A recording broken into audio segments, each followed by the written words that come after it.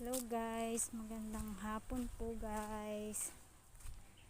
Nagbe-video na naman tayo pang update guys. Titingnan natin yung tanim na talong kung okay pa.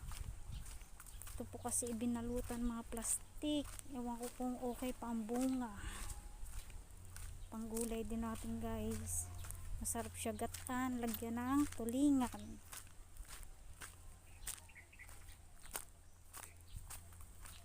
Yung iba naming tanim guys ay mga natuyo na ay sili, pang sigang, yung mahaba guys, wala ng bunga. Ayun doon siya guys, kaso nga lang parang sira na, wala na tayong makukuha, namatay na kasi pinagbabalutan ng plastic.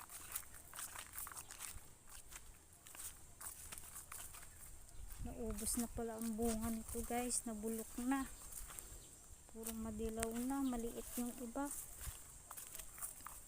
Ayan guys, maliliit yung bunga ng iba, hindi pa pwede, yung iba na may nabulok na, gawa ng tag-init. Umulan kanina, saglit lang naman. Dito guys may mga tanim kami dating kalabasa, kaso nga lang namatay na. Pero kauna-unahang tanim dito guys, kamuting balinghoy. Ari guys, meron pa dito bagong tanim. Ito guys ang kalabasa ko, kunti na, puro namatay na, hindi na siya bumunga. Yan siya guys, maliliit pa lang. Yung mga okra ay natuyo na rin. Ang kadyos malalaki na, hindi pa rin nabunga.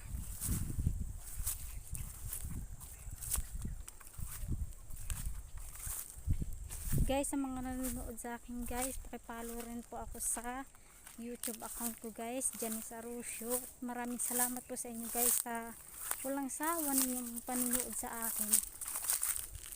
So guys, wala tayong magulay mamaya, pero nakapitas po kanina ng tibal. Yun ay yung parang sitaw po guys, na maiikli lang. So uwi na naman ako kasi wala, papaya lang tanging nandito natira. Doon guys sa mga bayabas, hindi na lumaki, maliliit. So guys, atis. Thank you guys sa panonood nyo guys ha.